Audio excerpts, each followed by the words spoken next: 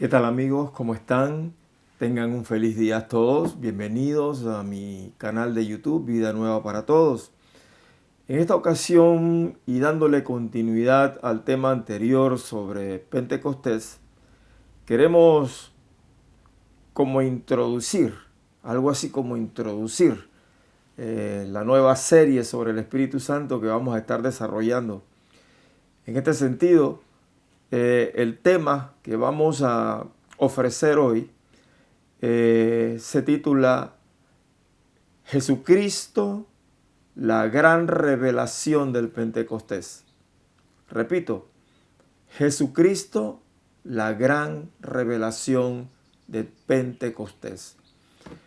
En el video anterior explicamos sobre esta fiesta que celebraban los judíos y terminamos la enseñanza anterior sobre Pentecostés preguntándonos, bueno, ¿qué seguía una vez que pasaron todos estos eventos que se describen en Hechos capítulo 2? ¿Qué seguía? ¿Qué habría que hacer? Y recordábamos las últimas palabras de Jesús cuando dijo, todo poder me es dado en el cielo y en la tierra, por tanto, vayan y hagan discípulos a todas las naciones y bautíceles en el nombre del Padre, del Hijo y del Espíritu Santo, y recuerden que yo estoy con ustedes todos los días hasta el fin del mundo. Jesús estaba diciéndoles, bueno, ahora que ya ustedes han sido investidos con poder de lo alto, cuando venga el Espíritu Santo, lo que tienen que hacer es simplemente serme testigos a todas las naciones, dar testimonio del reino de los cielos, dar testimonio de que yo soy el Mesías, dar testimonio de que solo en mí hay salvación. Eso era lo que Jesús estaba básicamente diciendo a sus apóstoles y a la iglesia en general. Muy bien, mucho se ha hablado del Pentecostés, mucho se ha hablado del Espíritu Santo y la Biblia enseña sobre todo ello. En todas sus páginas encontramos evidencias absolutas de la intervención divina por el Espíritu Santo en las Sagradas Escrituras. Sería muy largo enunciar, por ejemplo, cómo estos autores de la Biblia que vivieron en tiempos diversos, que no se conocieron, unos eran, ¿qué te puedo decir?, pescadores, como en el caso de algunos de los discípulos del Señor. Otros eran médicos, como el caso de Lucas, el doctor. Otros eran gente versada, instruida, como el caso del apóstol Pablo. Otros eran militares, como Moisés. En fin, hubo de todo. Y escribieron de todo. Y todo se congenió, todo se configuró en un solo en un solo libro que hoy llamamos la Biblia, que es una colección de todos estos libros en los cuales no hay manera de no ver la intervención del Espíritu de Dios. No hay manera de no verlo. Cómo estos libros se entrelazan de una manera tan armónica. Bueno, 800 y tantos años, de entre 800 y 835 años antes de nuestro Señor Jesucristo, un profeta de Israel, el profeta Joel, habló sobre la venida del Espíritu Santo. Y Joel no estaba hablando o queriendo hablar propiamente dicho de la venida del Espíritu Santo. Joel estaba anunciando otras cosas. El profeta Joel estaba hablando básicamente de tres cosas. La primera era que iba a venir sobre Israel una gran hambruna, producto de la acción de algunos elementos de la naturaleza, como por ejemplo la invasión de langostas, que iban a comerse toda la producción. No iba a haber cebada, no iba a haber trigo, no iba a quedar nada. Todo iba a ser consumido por la langosta.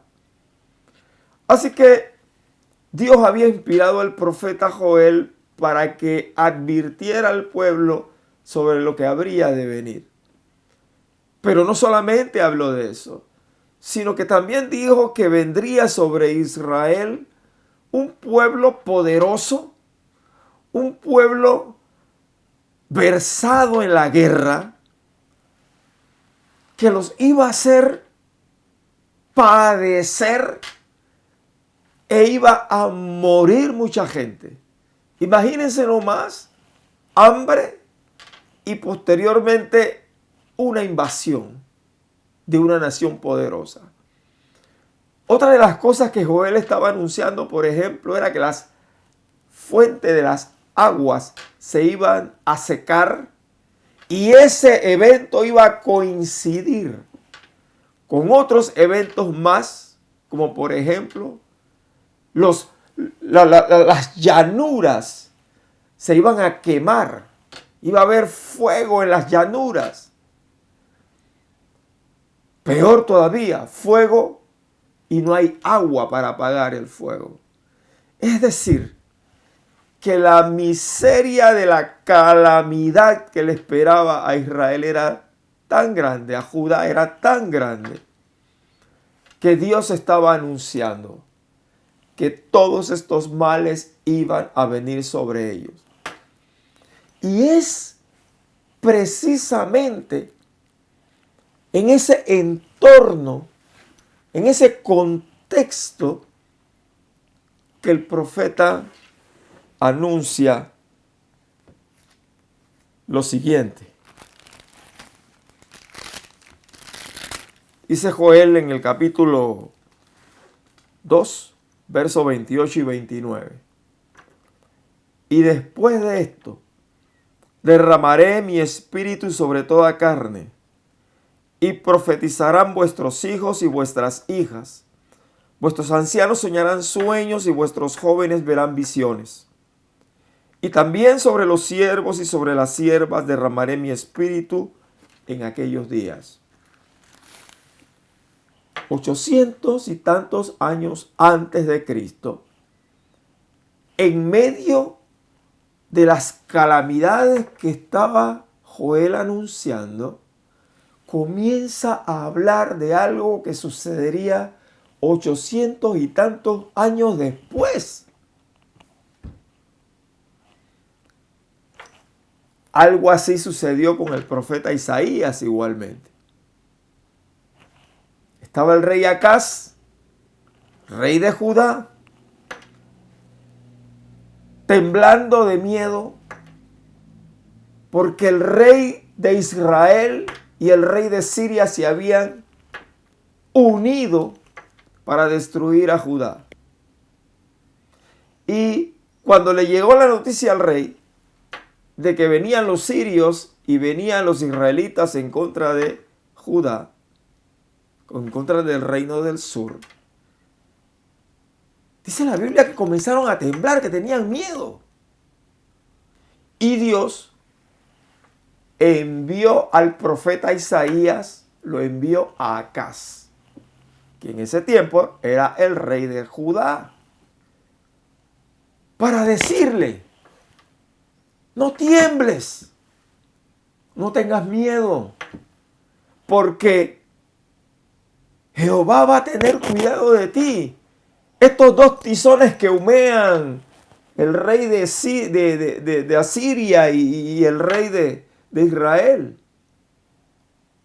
Estos dos reyes, el sirio y el israelita, van a ser desmenuzados por mí. No tiembles, no tengas miedo. No tengas miedo. Pero Acaz tenía miedo.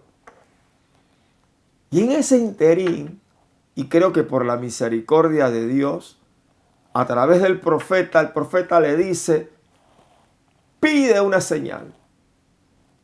Pide una señal de parte del Señor y esa señal te va a ser dada. Y acá simplemente le dijo que él no iba a pedir señal de ninguna clase, porque él no iba a tentar a Jehová. En ese momento, justo en ese momento, el profeta Isaías le dice a Acaz: hay una señal que te va a ser dada. he aquí que la Virgen concebirá y dará a luz un hijo y llamará su nombre Emmanuel. Esta era una profecía que tenía que ver con el nacimiento del Mesías. Y la pregunta es, ¿qué tenía que ver esa profecía del nacimiento del Mesías con lo que estaba viviendo Acaz en el momento? Que era un asunto de extremo temor, de extremo miedo, producto de la confabulación del rey sirio y el rey de Israel. ¿Qué tenía que ver? No tenía nada que ver. Asimismo le había pasado a Joel. Lo que él estaba anunciando no tenía nada que ver con el anuncio de la venida del Espíritu Santo. Y hay una explicación muy sencilla en la Sagrada Escritura. El apóstol Pedro, obviamente inspirado por el Espíritu Santo, dijo en segunda de Pedro, tenemos también la palabra profética más segura, a la cual hacéis bien en estar atentos como a una antorcha que alumbra en lugar oscuro, hasta que el día esclarezca y el lucero de la mañana salga en vuestros corazones. Entendiendo primero esto, que ninguna profecía de la Escritura es de interpretación privada, porque nunca la profecía fue traída por voluntad humana, sino que los santos hombres de Dios hablaron siendo inspirados por el Espíritu Santo. Nunca la profecía fue traída por voluntad humana, dijo el apóstol Pedro. Los hombres de Dios hablaron siendo inspirados por el Espíritu Santo y ellos estaban en ese tiempo profetizando sobre cosas que estaban pasando y de repente comenzaban a hablar cosas como esta que les acabo de mostrar. Y eso es solamente para poner un ejemplo. Entonces, Pentecostés tiene una revelación suprema de parte de Dios. Es bien cierto que cuando ellos estuvieron allí en Jerusalén, ya Jesús había ascendido al cielo. Y ellos estaban allí perseverando porque el Señor les había dicho, no se vayan de Jerusalén hasta que ustedes sean investidos con poder de lo alto. Fue una advertencia del Señor antes de subir al cielo. Así que ellos de manera obediente se quedaron en Jerusalén. Había un lugar donde ellos habitaban. En la Biblia se le llama el aposento alto. El aposento alto era una especie de casona, de casa grande, un poco comunitaria, porque vivían todos ellos ahí. Los apóstoles, me estoy refiriendo a los apóstoles. Pero también vivían ahí María, la madre del Señor. Otras mujeres vivían ahí con ellos. Por lo menos así dice la Biblia. Es decir, ellos no eran los únicos. Habían como 120 personas que vivían en ese lugar.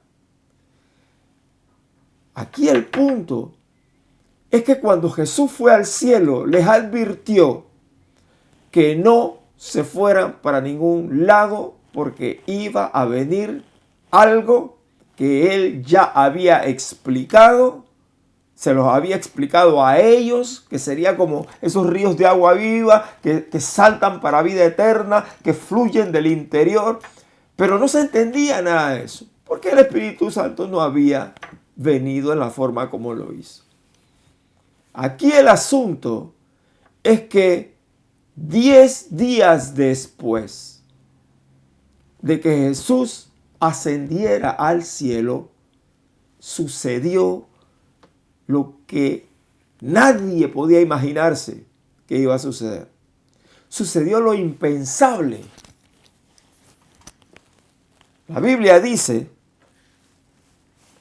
que ellos estaban unánimes juntos, cuando de repente vino sobre ellos un gran estruendo, un viento recio que se movió a lo interior de esa casa grande. Hubo lenguas que se le repartieron como de fuego que se posaron sobre cada uno de ellos. Hubo una conmoción, hubo estruendo. Hubo una conmoción en esa casona. Hubo una conmoción. Ahora, miren cómo estaba Jerusalén para cuando eso sucedió. A ver, como el templo estaba en Jerusalén, era una costumbre para los judíos ir al templo y ofrecer sacrificios. Y ellos llegaban al templo, compraban a través de los ciclos de plata tirios, que eran las monedas que los sacerdotes manejaban. Bueno, no los sacerdotes, los cambistas, porque había la gente que hacía cada cosa, ¿no? Cada quien tenía lo suyo que hacer. Así que los cambistas eran los que recibían. Usted venía con su dinero, vamos a suponer, hablando actualmente, usted traía dólares, pero los dólares no le servían para comprar los animales del sacrificio. Así que usted iba donde los cambistas y ellos le decían que un ciclo de plata tirio era equivalente a tantos dólares. Y eso era lo que usted pagaba. Y con esos ciclos de plata, usted compraba las ofrendas que se sacrificaban dentro del templo. Abro paréntesis, era un negocio redondo para los sacerdotes de esa época. Para el clericado de aquella época era un negocio redondo. Por eso fue que Jesús volteó la mesa de los cambistas y los mandó a todos para la porra, porque definitivamente estaban abusando de la gente. Pero bueno, eso era lo que pasaba en esos tiempos. Así que esa era la costumbre en Jerusalén. Jerusalén usualmente, pues, había gente pululando por todos lados. Pero, en estas tres fiestas que le mencionábamos en el video pasado, la fiesta de la Pascua, la fiesta de los tabernáculos y la fiesta de la semana, que era la que nos corresponde, de la que estamos hablando ahora, la fiesta de la semana, la fiesta de la primicia o Pentecostés, esas tres fiestas eran las fiestas en que la gente subía en masa a Jerusalén a celebrar. Bueno, ese momento en que la gente subía en masa era como esas ciudades pequeñas que hay gente por aquí, por allá, pero cuando hay cierto tipo de fiestas, se llenan esas ciudades. Aquí en Panamá tenemos muchos ejemplos de eso.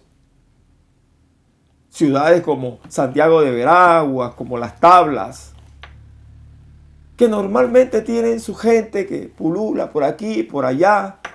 Pero para las fiestas de Semana Santa, por ejemplo, es una invasión, es una cosa enorme. Bueno, así mismo era Jerusalén. Estaba llena de gente por todos lados porque estaban en la celebración que terminaba la Pascua, el día 50, el día de Pentecostés. Ese día nadie tenía la menor idea de lo que iba a pasar. Pero pasó. Y cuando pasó aquello del viento recio y la conmoción, y la gente comenzó a hablar unas lenguas extrañas, unas lenguas que no solamente eran extrañas porque las lenguas semíticas no es que eran extrañas en sí mismas, fue el evento que sucedió. La Biblia dice que en ese lugar, producto de lo que ya les expliqué, de la parte del fervor religioso, de todo este tipo de cosas, que estaba lleno de gente, la gente venía de lugares como Media, Elam, Mesopotamia, Judea, Capadocia, el Ponto, Asia, Frigia, Panfilia, Egipto, todas las regiones de África, Cirene, Roma. todos los judíos que venían de esas áreas de Asia Menor, de Mesopotamia, hablaban lenguas o idiomas diferentes. Las lenguas semíticas eran tan diferentes las unas de las otras que los que vivían en el Ponto, que los que vivían en Capadocia, que los que vivían en Asia Menor, en Frigia, en Panfilia, en Egipto, las lenguas árabes, las lenguas hebreas son semíticas y todas son diferentes entre sí. Y esta gente tenía una mezcla de lenguas que nada más ellos en sus grupos, en sus organizaciones humanas entendían. Les digo esto para que tengan una leve idea de lo que estaba pasando en Jerusalén en ese momento. Déjeme ponerle un ejemplo actual. Supongamos que usted tiene 100 metros cuadrados en un local, en una edificación, en una estructura. Usted tiene 100 metros cuadrados. Y en esos 100 metros cuadrados usted mete 10 chinos que hablan mandarín. Usted mete 10 hindúes o indostanes, perdón. Usted mete 10 indostanes que hablan hindi. Usted mete 10 norteamericanos de Texas que hablan su inglés texano. Mete 10 norteamericanos de Nueva York. Mete 10 ingleses. Y para colmo mete 10 panameños ahí. Ahora imagínense usted cómo esa gente se comunicaba entre sí. No había manera, a menos que usted hablara el lenguaje de alguno de ellos. Bueno, lo que pasó realmente en Pentecostés fue que cuando vino el Espíritu de Dios sobre los apóstoles, estos apóstoles y los 120 que estaban con ellos comenzaron a hablar las maravillas, las glorias de Dios en Jesucristo el Mesías. Comenzaron a hablar el mensaje de salvación a la gente que estaban allí, que todos no se comunicaban entre sí, pero las lenguas que ellos comenzaron a hablar eran las lenguas autóctonas de cada uno de ellos, de tal manera que comenzaron a entender, comenzaron a escuchar en su propio idioma las maravillas y las glorias de Dios en la persona de nuestro Señor Jesucristo. Estaban sorprendidos, la multitud comenzó, imagínense aquello, en esa casona, en ese aposento alto, la gente comenzó con ese jolgorio y esa cuestión. Y la gente que pululaba por ahí comenzó a ver que algo extraño estaba pasando. Y comenzaron a acercarse y acercarse uno detrás de otro. Y de repente todo aquello se llenó de una multitud de gente asombrada. No entendían lo que estaba sucediendo. No lo entendían. Así comenzaron los comentarios entre ellos mismos. Comentarios de asombro. Como por ejemplo, ¿no son estos galileos? Ninguno de ellos pertenece a nuestras regiones de donde venimos. ¿Cuál de ellos viene de Egipto? ¿Cuál de ellos viene del Ponto? ¿Cuál de ellos viene de Frigia? ¿Cuál de ellos viene de Panfilia? O sea, ninguno de ellos venía de ninguna de esas partes donde se hablaba una lengua semítica autóctona. Todos eran galileos. Galileos. ¿Saben el idioma que hablaban los galileos en el tiempo de Jesús? Era un hebreo, vamos a decirle el hebreo moderno de aquella época, o sea, el arameo. Ellos hablaban arameo. ¿Cómo es posible que de repente estaban hablando el idioma de cada uno de estos judíos? Las maravillas de Dios. Eso era exactamente lo que estaba sucediendo ese día. Y fue el día menos pensado. Nadie tenía la menor idea de lo que iba a pasar ese día. Era un día normal para ellos, normal en el sentido de las fiestas que estaban celebrando. Un día normal. Y yo quiero decirte hoy que así son todas las cosas de Dios. Cuando Dios anuncia algo, cuando Dios dice que viene algo y dice, prepárate. Asimismo le dijo Jesús a sus apóstoles, a los 40 días antes de ser tomado para ir al cielo, le dijo a sus apóstoles, no se vayan de Jerusalén hasta que sean investidos con poder de lo alto.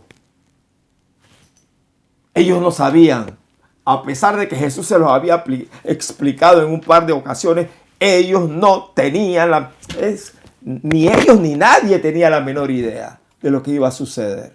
Hasta que sucedió. Así que la confusión fue esa. La gente no entendía lo que estaba pasando y comenzaron a hablar. Y como siempre, pues, hay personas que salen diciendo que saben todo y no saben nada. Porque algunos en la multitud decían, no, estos están llenos de mosto. Mosto, el producto de la uva. Están llenos de vino, de alcohol. Están ebrios, están borrachos. Y en ese momento en que ellos comentaban este tipo de cosas, el apóstol Pedro, en su primer discurso público, se levantó y comenzó a instruir a la muchedumbre. Y el apóstol Pedro les dijo que lo que estaba pasando no era que ellos estaban borrachos, porque apenas eran las 9 de la mañana, la hora tercera del día, las 9 de la mañana. Ellos no estaban borrachos, que lo que estaba sucediendo era el cumplimiento de la promesa que Dios había dado a través del profeta Joel, la cual leímos hace unos instantes atrás. Y después de esto, dijo el profeta, 800 y pico años antes del Señor Jesús. Voy a volverlo a leer. Y después de esto, derramaré mi espíritu sobre toda carne, y profetizarán vuestros hijos y vuestras hijas. Vuestros ancianos soñarán sueños, y vuestros jóvenes verán visiones. También sobre los siervos y sobre las siervas derramaré mi espíritu en aquellos días. Es decir, el poderoso derramamiento del Espíritu Santo, y uso la palabra derramar, porque esa es la palabra que el texto traduce. Derramar. Es como cuando usted agarra un vaso de agua y echa agua y hasta el borde y sigue echando, y después que llegó al borde, bueno, se va a derramar. Se va a derramar. Así que Dios puso al Espíritu Santo hasta el borde y se derramó todo, se desparramó. Hubo una regazón ahí enorme. Así que el profeta estaba diciendo, eso es lo que viene. Se va a derramar el Espíritu de Dios. Pero no se va a derramar sobre sacerdotes, sobre escribas, sobre religiosos. Se va a derramar sobre todos. Van a haber sacerdotes, van a haber escribas, van a haber religiosos, van a haber jóvenes, niños, viejos, ancianos. Van a haber esclavos, sirvientes. Cosa inconcebible para un judío. Inconcebible. Bueno, a ellos el Señor les dijo también sobre los sirvientes. Aquellos que son judíos y los que no lo son también. Sobre ellos será derramado el Espíritu de Dios. Y se cumplió la promesa del Señor. Se cumplió la promesa. Y Jesús, antes de ir al cielo, dijo, ¿para qué ese derramamiento? El Espíritu Santo no se derramó para que habláramos del Espíritu Santo. De hecho, el Espíritu Santo no vino a glorificarse a sí mismo. Así que hablar del Espíritu Santo en una fiesta como la de Pentecostés, en una celebración como la que estamos haciendo, hablar del Espíritu Santo no es hacer honor a la razón por la cual el Espíritu Santo vino. Y la razón por la que el Espíritu Santo vino fue a glorificar a Cristo. Punto y aparte. No negamos, todo lo contrario. Reconocemos y entendemos que necesitamos enseñar sobre los dones del Espíritu Santo, sobre el ministerio del Espíritu Santo, sobre el accionar del Espíritu Santo. ¿Quién dijo que no? Claro que sí. Pero, el énfasis del Espíritu Santo no fue ese. No lo fue. El énfasis del Espíritu Santo fue y será la gloria de Cristo. ¿Qué gloria?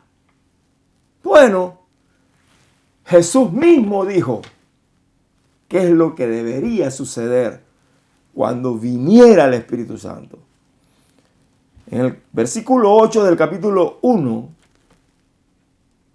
del libro de los Hechos, Jesús le dijo a los apóstoles que cuando viniese el Espíritu Santo, recibiréis poder cuando haya venido sobre vosotros el Espíritu Santo. Y me seréis testigos en Jerusalén, en toda Judea, en Samaria y hasta lo último de la tierra. Ahí está el blanco al que apuntaba ese gran momento. Ese gran momento en el que se cumple aquello que dijimos que era un misterio, que estuvo escondido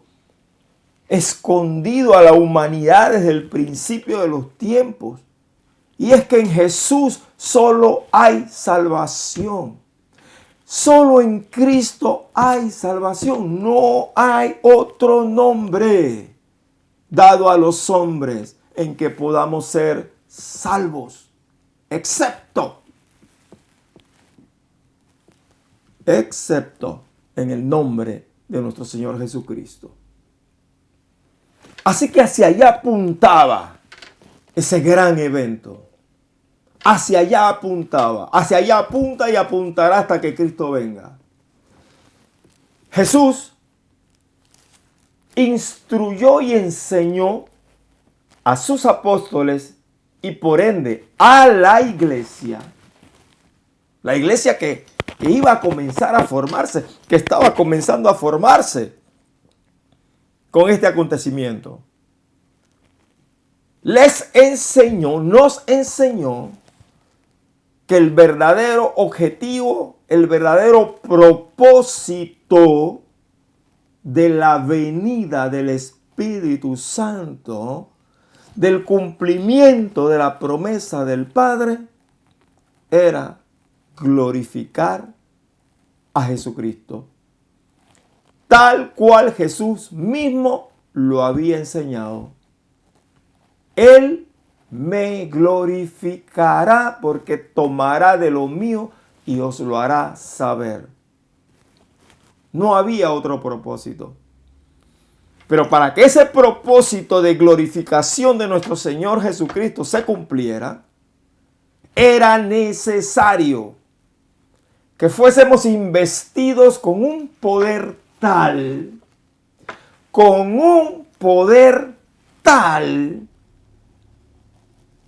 que se hicieran a un lado todos nuestros temores, todos nuestros miedos, todas nuestras falsas o erróneas concepciones de Dios, hacerlas a un lado y purificar nuestro entendimiento, conocimiento de Dios y llenarnos de Él para poder dar testimonio de Él.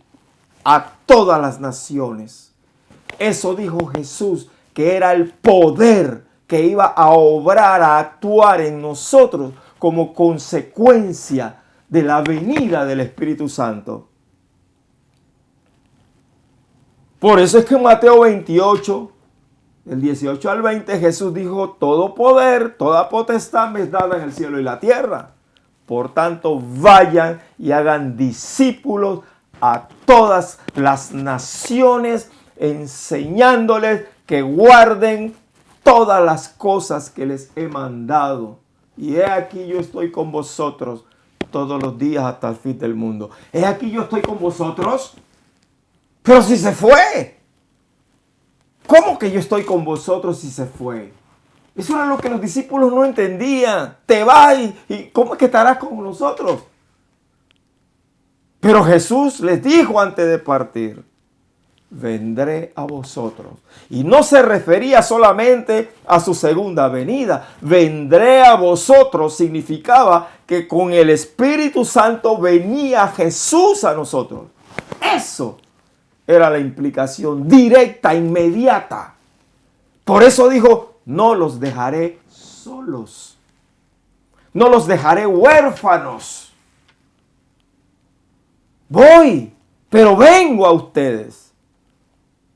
Cada cristiano, cada hombre, mujer de Dios, cada niño, cada anciano, anciana, niña, que ha abrazado al Señor, que se ha vuelto a Dios, vive esta dimensión de vida. El Espíritu de Dios que ahora está en ti, dentro de tu vida como consecuencia de que abriste tu corazón al Señor. Ese Espíritu es el que pone en ti ese valor para dar testimonio de Él.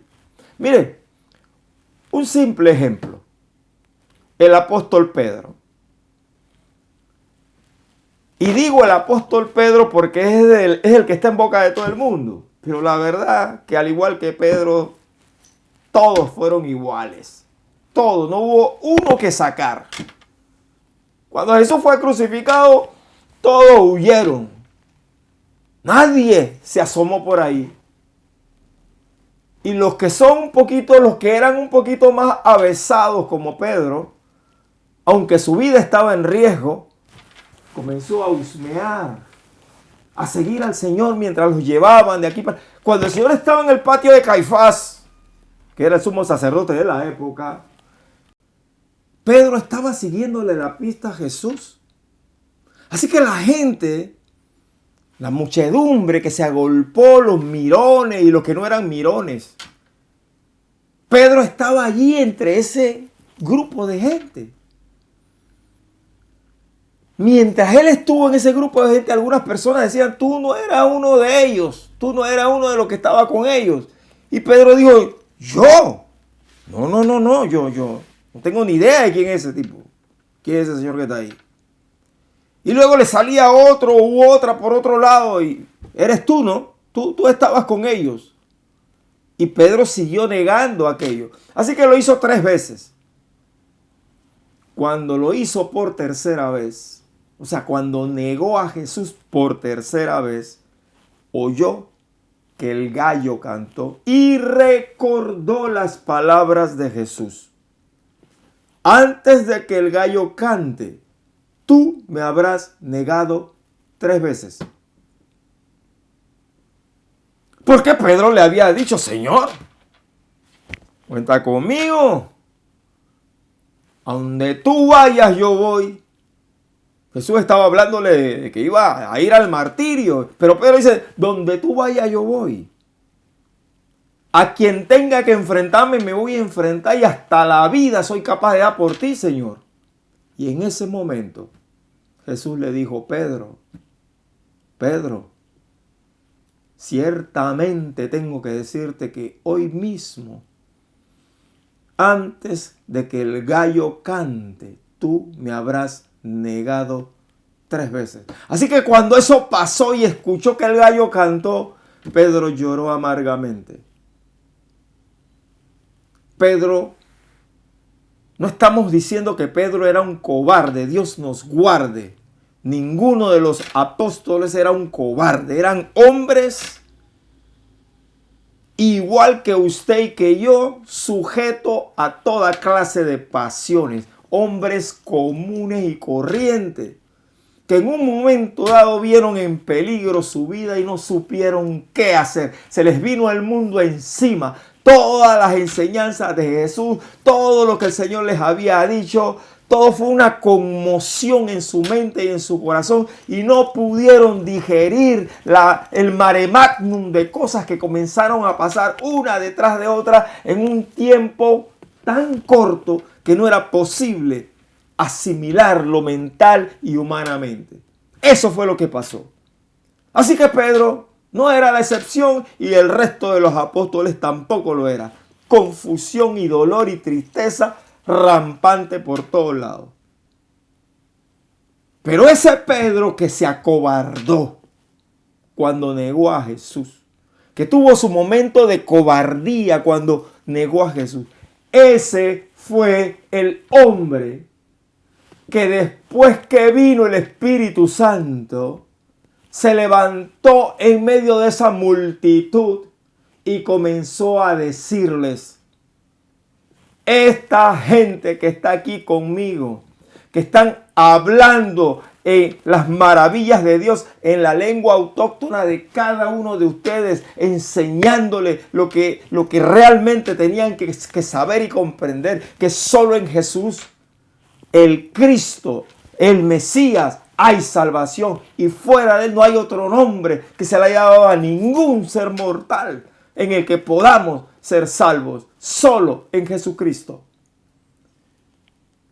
Ese hombre se llenó de valor, se llenó de poder. Era lo que Jesús les había dicho: no se vayan de Jerusalén, quédense aquí, porque viene algo que ustedes mismos no entienden y van a ser llenos de esa gracia y de ese poder que Dios solamente les puede dar para que hagan una sola cosa: testifiquen al mundo, a donde quiera que vayan, a Samaria, a Judea, a Jerusalén, a donde quiera que vayan, hasta lo último de la tierra. Y eso es lo que pasó desde Pentecostés hasta el día de hoy. El profeta Joel, cuando profetiza acerca de la venida del Espíritu Santo, no solamente habla de la venida del Espíritu Santo, sino que habla de la razón de ser por la cual el Espíritu Santo venía, cónsono con las palabras de Jesús, que era para glorificar el nombre de Jesús, para proclamar el nombre de Jesús como el Salvador, el Mesías de la humanidad. Miren lo que dijo Joel cuando hablaba de vuestros hijos soñarán sueños y toda esta cuestión. Y todo aquel que invocare el nombre de Jehová será salvo. Será salvo. Porque en el monte de Sión y en Jerusalén habrá salvación. En el monte de Sión y en Jerusalén habrá salvación, como ha dicho Jehová. Y entre el remanente, el cual él habrá llamado. Entonces, aquí está diciendo que la salvación, o sea, Jesucristo el Salvador, él es la salvación de Jehová para la humanidad. ¿Habrá salvación dónde? En Jerusalén, en el monte de Sión, o sea, en Israel, la Israel que conocemos, ahí hay salvación. Allí hay salvación de parte de Dios. Dios ha reservado un remanente fiel en Israel. Estos judíos mesiánicos a mí me tienen cautivado. Ellos hablan del Mesías que ya vino. Dice, el Mesías ya vino. Ya vino el Mesías. Cosa que para nosotros, los occidentales, los americanos que estamos acá decimos, bueno, Jesús sí, pero usted sabe que en Israel hay personas que nunca han escuchado que Jesucristo, que Jesús de Nazaret era y es el Mesías. Hay por doquier testimonio de judíos que viven en Estados Unidos, por ejemplo, que han ido a Israel a predicar de que Jesucristo es el Mesías. Tuve acceso a un documento donde uno de estos judíos reunió como a 500 judíos de Israel, hombres, mujeres y niños, y comenzó a predicarles que ya el Mesías vino. Porque todavía los judíos están esperando al Mesías. Para ellos el Mesías no ha venido. Pero este hombre le predicó como a 500 judíos que ya el Mesías había venido. Y que su nombre es Jesús. Jesucristo, Jesús el Mesías. Y ustedes tienen que ver lo que pasó. Contra las aprensiones de ese mismo hombre que decía, ¿quién va a querer escuchar eso en Israel? Bueno, lo que hace el Espíritu de Dios, se sorprendió. Porque cuando llegó al escenario, llegó al teatro donde iba a compartir la palabra de Dios, estaba lleno de hombres, mujeres y niños. Y cuando él comenzó a decir que ya el Mesías había venido y que podían abrir su corazón para recibirle como Salvador personal, ¡wow! La gente comenzó a llorar. No hubo oportunidad de hacer llamados al altar. La gente se levantaba y lloraba y decía, nadie nos dijo eso antes. Porque los rabinos estos ortodoxos y ultraortodoxos le han mentido a la gente y le han dicho, mentira, no hay ningún Mesías. El Mesías no ha venido todavía, lo estamos esperando. Y la gente ha creído aquello. Otros ni siquiera saben de ningún Mesías y cuando tú le preguntas, dices, ¿Mesías eso qué es? No tienen ni idea. Y estamos hablando del pueblo de Dios, Israel, ¿vale? Cosas increíbles. Pero bueno, tal cual el profeta Joel dijo, allá en Jerusalén y en el monte de Sión habrá salvación. Pero también habrá salvación en el remanente. El remanente, el cual él ha llamado. Para un judío, el remanente eran aquellos que habían quedado, que conservaban la tradición, las tradiciones religiosas, los guardas de las tradiciones religiosas. Para un judío, eso era un remanente.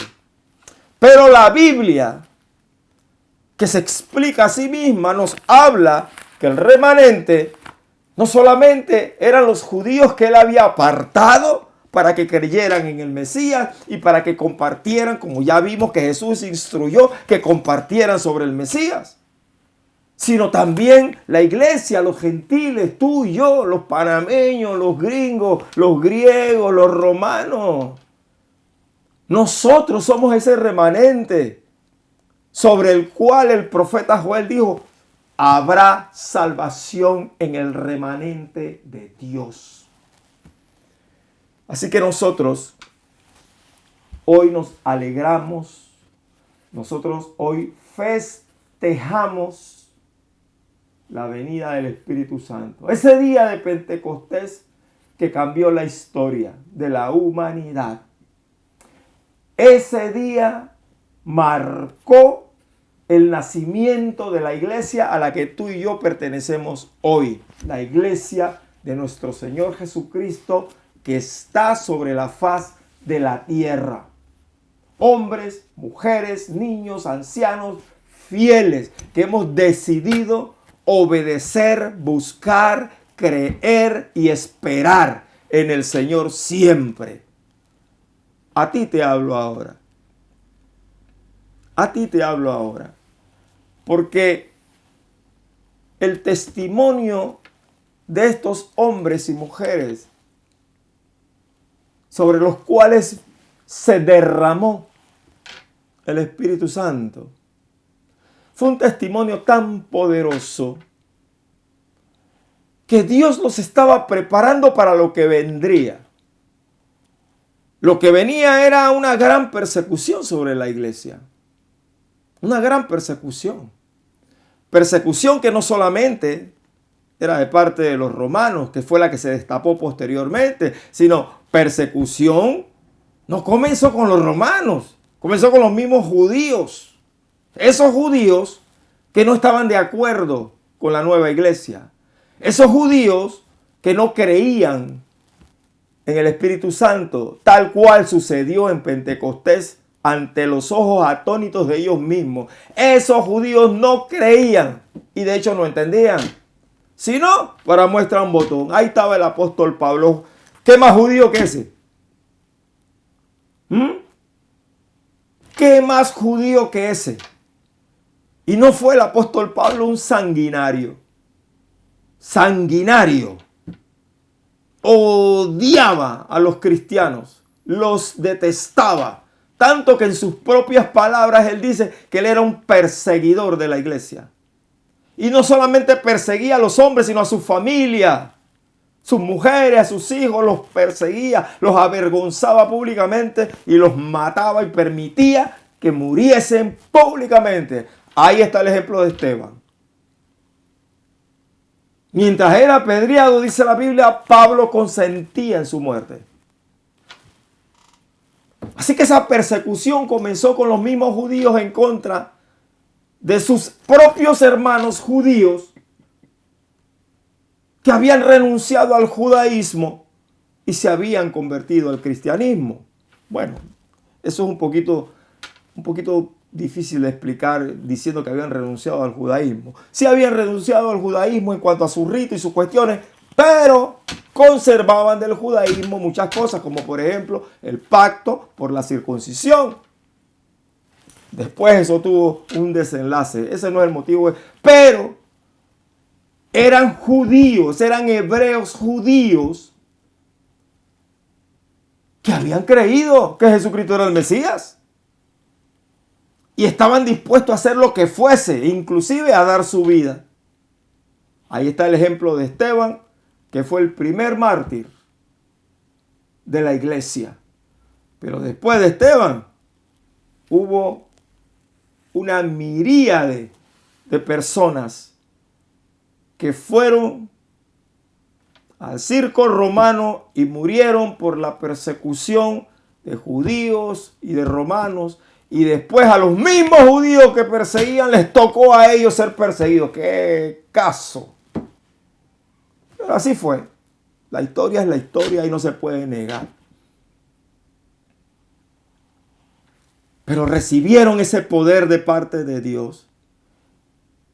Y el poder se evidenciaba en la predicación del reino de los cielos. Tal cual Jesús lo había dicho. El reino de los cielos se ha acercado a ustedes. Y cuando hablaba de eso, hablaba de Él mismo. Jesucristo. Jesucristo. Jesucristo. Gracias a Dios por el Pentecostés. Gracias a Dios por lo que pasó en Jerusalén ese día. Gracias a Dios, porque hoy nosotros podemos decir con un aire de perfecta libertad: somos libres en la sangre de Jesucristo, porque Él dijo: conocerás la verdad y la verdad te hará libre. Y la mera verdad de Pentecostés, mis hermanos y amigos queridos, es Jesucristo, porque el Espíritu Santo no vino a glorificarse a sí mismo, sino a glorificar a Dios. Así que dos cosas nos quedan por delante. La primera es creer lo que Dios nos dice en su palabra. Y la segunda, una vez que creemos lo que Él nos ha dicho en su palabra, bueno, activarnos. La evangelización del mundo nos espera. Más bien, nos continúa esperando. El poder que Dios nos ha dado como iglesia es para la evangelización del mundo. El poder del evangelio que se revela por fe y para fe. Como está escrito, el justo por la fe vivirá, más tarde diría Pablo. Luego entonces, uno, creemos con todo el corazón lo que el Señor nos dice y que está revelado en su palabra. Y dos, nos preparamos para actuar. Estos judíos que eran perseguidos recibieron esa gracia y ese poder y se prepararon para actuar. En medio de la persecución, entonces sí tuvieron que salir de Jerusalén. Jesús les había dicho, quédense en Jerusalén, quédense, todavía no se vayan, quédense, hasta que sean investidos con poder de lo alto. Pero una vez que el poder de lo alto, o sea, el Espíritu de Dios, se derramó sobre ellos, también vino sobre ellos una gran persecución, ya les digo, de sus propios hermanos judíos, que no aceptaban que eso era así, que preferían mantenerse en la ortodoxia de sus normas, de sus costumbres y de sus tradiciones. Y en esa persecución salen ellos y quedan dispersos por todas partes del Imperio Romano. Pero ¿a dónde iban? A dónde iban. Iban haciendo lo que Jesús les había enseñado que tenían que hacer. Enseñándole a la gente sobre el reino de los cielos en la persona de nuestro Señor Jesucristo, porque la sangre de Cristo era la sangre del nuevo pacto y solo en Jesús. Y en Jesús y solo en Jesús había salvación de los pecados. Y en donde iban con ese mensaje, predicando ese mensaje, los que creían preguntaban de una vez qué tenemos que hacer. Y ellos decían, bautícense todos para arrepentimiento de pecado y Dios les va a perdonar. Y la iglesia comenzó a crecer de esa manera hasta el día de hoy. Así que la invitación de este día es para que consideremos estas palabras del Señor y pensemos maneras creativas de cómo nosotros podemos dar testimonio de nuestro Señor Jesucristo a la comunidad donde vivimos, en medio de la oficina en la que trabajamos, a lo interno de nuestros hogares, de nuestras casas, con respecto a nuestros familiares, a nuestros amigos. Seamos creativos. Lo que les digo es, pensemos en cosas simples, en cosas sencillas. No nos desbordemos en ideas grandes, enormes, raras, que sabemos que no podemos ni siquiera empezar a cumplirlas. Pero empecemos por cosas sencillas. Permitamos que el Espíritu de Dios escudriñe nuestra vida y como por ejemplo nos muestre, nos dirija, nos enseñe sobre cosas que hay en nuestras vidas, que tenemos todos, porque nadie está exento de esto. Aquí no hay superhombres, super creyentes, aquí no hay super nada. Aquí el único super es nuestro Señor Jesucristo. Todos los demás somos una recua de mortales, sujetos a pasiones como el profeta Elías, igualito. Así que todos nosotros somos sujetos a que el Espíritu de Dios nos escudriñe nuestra vida, nos ausculte la vida. Y comienza el Espíritu Santo a hacer ese ejercicio en nosotros. ¿Y qué creen que van a pasar cosas? Van a pasar cosas como, por ejemplo, cosas que nosotros pensamos que en nuestra vida están bien. O cosas que nosotros pensamos que en nuestra vida no son un problema.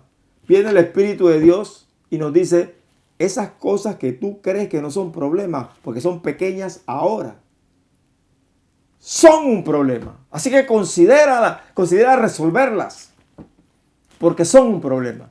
Los grandes problemas que un día comenzaron siendo problemas pequeños, pero nadie le dio bola al asunto. Y vaya pues, como la bola de nieve, se hizo enorme después. De repente el Espíritu de Dios nos dice que hay pequeñeces en nuestra vida, cosas a las que no le damos importancia y Dios nos llama a darle importancia. De repente estamos en el otro lado de la ecuación y olvidamos algunas cosas en nuestra vida que son terribles, son perniciosas. No solamente nos afectan a nosotros, sino que afectan a la gente que nos rodea, esposa, esposo, hijos, amigos, familiares, trabajo. O sea, afecta a otros. Pero no le damos importancia a eso, hasta lo olvidamos. Y cuando oramos, el Espíritu de Dios nos trae esas cosas y nos dice, resuelve, nos dice, resuelve. Yo quiero orar con usted hoy para pedirle a Dios que nos ayude a dar testimonio de nuestro Señor Jesucristo con nuestras vidas, a donde quiera que vayamos. Y que Dios nos permita entrar en un proceso de renovación de vida a tal grado que los que nos rodean puedan decir de nosotros, como esos judíos que venían del Ponto, de Frigia, de Panfilia, y que estaban confundidos y que no sabían lo que estaba pasando, y que decían, estos no son galileos. ¿Cómo es que les escuchamos a hablar de las maravillas de Dios en nuestra propia lengua? Que la gente cuando nos vea, aunque no entienda, tengan que decir, este Euclides no era así. Era un mal hablado, por ejemplo. De 100 palabras que decía, 90 eran palabras soeces. Y míralo ahora cómo habla. ¿Qué le habrá pasado de Euclides? Aunque nadie sepa. Como los que estaban allá. ¿Qué le habrá pasado a este? Y un día te van a preguntar, oye, ¿qué te pasó? Y tú vas a poder decir como el apóstol Pedro, lo que pasa es que en mí se cumplió la promesa del Padre. Ahora Dios me llenó de su presencia y ahora soy diferente. Y ahora estoy trabajando personalmente y en mi casa con mi mujer, con mis hijos, para ser diferente. Nosotros vamos a hacer la diferencia con un mundo que le ha dado la espalda a Dios. Pero Dios ha guardado un remanente de hombres y mujeres como ustedes que me están escuchando y que aman a Dios y que esperan en Dios. Ustedes y yo vamos a cambiar al mundo. Vamos a revolucionar al mundo. De hecho, ya lo estamos haciendo. Si crees esto, te pido que ores conmigo. Padre Santo, ¿cómo no habría de bendecir tu nombre, Señor? ¿Cómo no habría de alabarte? ¿Cómo no habría de glorificarte? Si mis ojos han visto el cumplimiento de tu palabra, primero en la historia, no deja de ser excitante ver cómo inspiraste a estos hombres de Dios, a estos profetas, para que hablaran lo que ellos no entendían y luego ver cómo se cumplía eso en la historia. Y luego ver cómo esa historia continúa escribiéndose hasta nuestros días, porque todavía hoy esas cosas siguen pasando. Gracias, Señor, por tu misericordia, porque nosotros no somos dignos de que te hayas fijado en nosotros. Más bien, si de algo somos dignos, es de la separación eterna de tu persona, Señor. Pero a ti te plació llamarnos por amor de tu nombre. Gracias por venir, Señor Jesucristo, lindo, precioso. Gracias. Gracias, Jesús, porque tú eres la garantía del perdón de nuestro pecado. Tu sangre derramada es esa garantía. Tu sangre derramada, la que nosotros aceptamos, amado Rey. Así como Israel hacía votos para aceptar la ley, nosotros hacemos votos para aceptar tu sangre, la sangre del nuevo pacto. Nosotros la aceptamos, nosotros la recibimos hoy, Señor.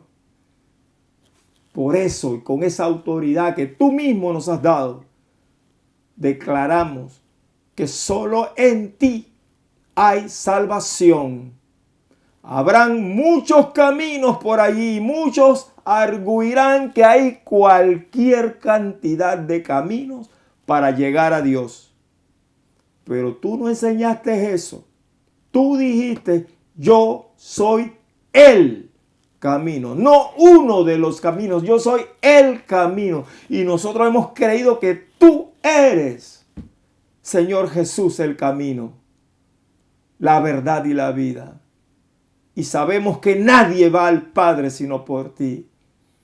Y abrazamos eso con toda el alma, en el nombre de Jesús. Ahora quiero hablarte a ti que estás escuchando este mensaje. Hablando de que Jesús es el camino, hablando de que solo en Él hay salvación y hablando que ese es el objetivo de la venida del Espíritu Santo, la proclamación del reino de los cielos en la persona de nuestro Señor Jesucristo. Hay una experiencia